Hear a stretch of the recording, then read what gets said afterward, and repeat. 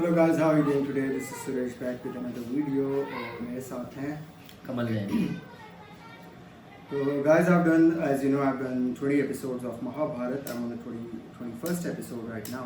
धृतराष्ट्र की और पांडु की स्टोरी चल रही है और अभी तक जो है दुर्योधन और जो उनके बच्चे हैं उनकी एंट्री नहीं हुई प्रॉपरली। अच्छा। लेकिन जो है उनकी जो बैकग्राउंड है, जो सारा भीष्म की जो स्टोरी है वो सारी मैं देख चुका हूँ और वो बहुत इंटरेस्टिंग स्टोरी है। मतलब बहुत सी चीज़ें ऐसी हैं जो मुझे पता नहीं था। अच्छा। लेकिन मुझे क्योंकि जब हमने लास्ट टाइम भी देखा था 2013-14 में या 15 में जब ये चला था तो हमने स्टार्ट के एपिसोड नहीं देखे थे। अच्छा। तो वो स्टोरी हमसे मिस हो गई थी। लेकिन कुछ चीज़ें ऐसी हैं जो जैसे अंबालिका की या अंबाला की स्टोरी थी या जो भीष्म जी का बैकग्राउंड था या फिर उनके जो पिताजी थे शांतनु, उनके बारे में मुझे पता चला। लेकिन अभी भी जो है ना प्रॉपरली पांडवों की और कौरवों की स्टोरी स्टार्ट नहीं हुई। अच्छा। लास्ट एपिसोड में मुझे याद है जो है पांडु की शादी हुई है कुंती जी से, ठीक है। अच्छा। तो उनके जो पुत्र होंगे ना वो पांडु होंगे, ठीक है। हाँ। और इसके अलावा धृतराष्ट्र की भी शादी हुई है, उनके जो पुत्र होंगे वो जो है ना सारे कौरव होंगे, जिनमें दुर्योधन होंगे और सारे होंगे। मतलब we all know that, but still थोड़ा सा रिवाइज करने के लिए ना। ठीक है। तो 20 एपिसोड अभी तक अच्छी स्टोरी चल रही है। प्रॉपर स्टोरी जो है होपफुली अब स्टार्ट होगी जब पांडु और कौरव की एंट्री होगी। तो episode 21 and let's start it. 1 2 3 start.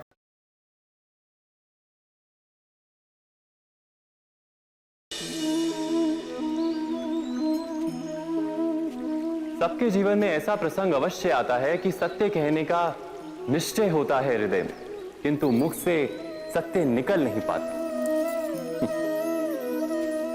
कोई भय मन को घेर लेता है। किसी घटना अथवा प्रसंग के बारे में बात करना या फिर स्वयं से कोई भूल हो जाए उसके बारे में कुछ बोलना, क्या ये सत्य है? नहीं, ये तो केवल तथ्य है। अर्थात जैसा हुआ था वैसा केवल बोल देना सामान्य सी बात है। किंतु कभी कभी उस तथ्य को बोलते हुए भी भय लगता है। कदाचित किसी दूसरे की भावनाओं का विचार आता है मन, दूसरे को दुख होगा ये भय भी शब्दों को रोकता है। तो ये सत्य क्या है? क्या हमने कभी विचार किया है? जब भय रहते हुए भी कोई तथ्य बोलता है तो वो सत्य कहलाता है।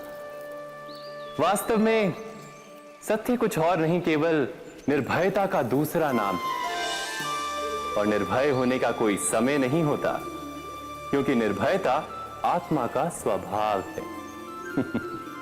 अर्थात क्या प्रत्येक क्षण सत्य बोलने का क्षण नहीं होता?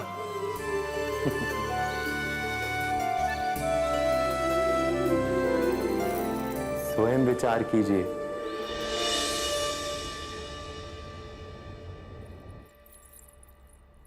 पहले तो नगाड़ों के माध्यम से संदेश भी आ रहे थे, पर अब तो युद्ध भूमि से संदेश भी आने बंद हो गए। आएगा संदेश, और अवश्य अच्छा समाचार लेकर आएगा।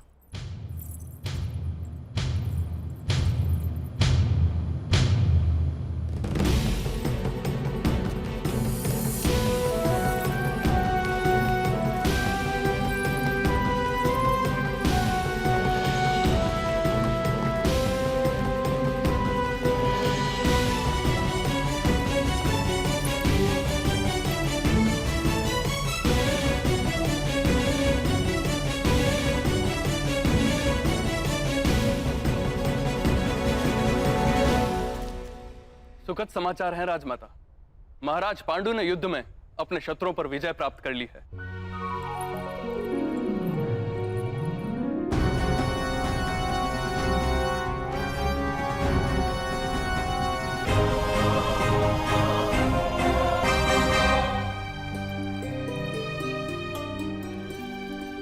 मुझे विश्वास था पहले ही युद्ध में पांडु विजय प्राप्त करेगा। उसने स्वयं को निर्विवाद रूप से सम्राट सिद्ध किया है। नगर में उत्सव का आयोजन किया, और स्वागत में कोई न्यूनता नहीं रहनी चाहिए।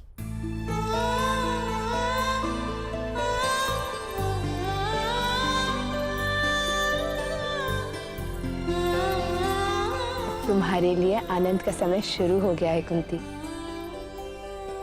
विवाह के पहले ही दिन यदि पति दूर चले जाए तो पत्नी के हृदय को कितनी पीड़ा होती है वो समझ सकती हूँ।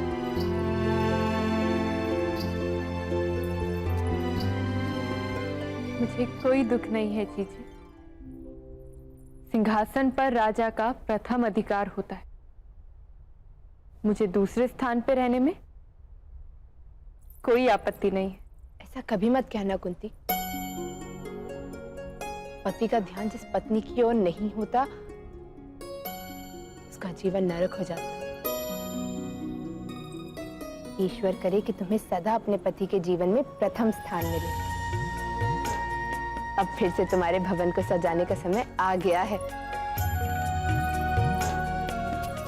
दासी, सारी दासियों के साथ जाओ और महाराज का शयन कक्ष उत्तम रीति से सजाओ।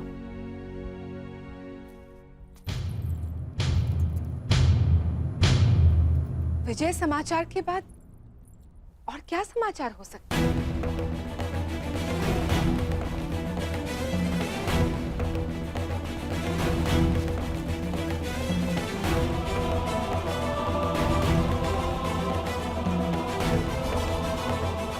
क्या कोई अशुभ समाचार है? नहीं ताजश्री, समाचार अशुभ तो नहीं है, परंतु क्या समाचार है महामंत्री? समाचार ये कि हमने अर्थात महाराज पांडु ने मद्र देश की सहायता की और मद्र राज को एक प्रबल युद्ध से रक्षण किया। तत्पश्चात मद्र राज ने महाराजा पांडु से विनती की, अवश्य विनती ही की होगी। महाराज मना नहीं कर पाए, इस प्रकार विनती की होगी कि विदुर, स्पष्टता से कहो। राजमाता, मद्र राज ने महाराज पांडु को अपना जामाता बनाया।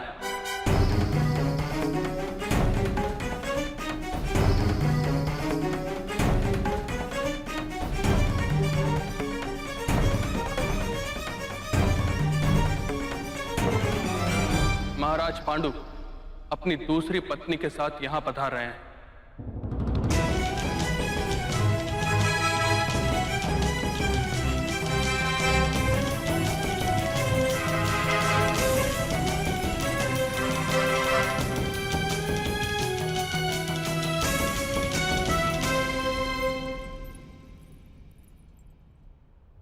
महाराज पांडु और उनकी नववधु के स्वागत का प्रबंध किया जाए महामंत्री।